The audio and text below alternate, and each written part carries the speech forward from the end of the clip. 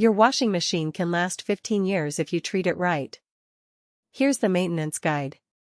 Monthly, clean the drain pump filter on front loaders. Open the small access door at the bottom front.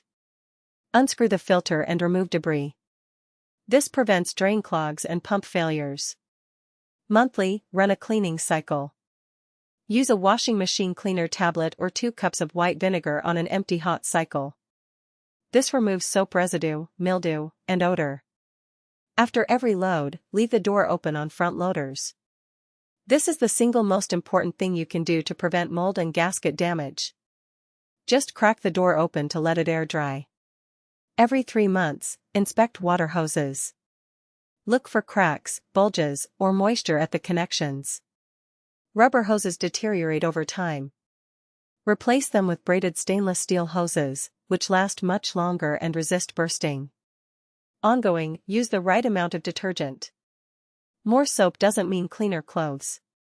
Excess detergent leaves residue in the drum, pump, and hoses. Use He detergent in He machines. Follow the measuring guidelines on the bottle. Ongoing, don't overload. Oversized loads stress the motor, bearings, suspension, and drive system.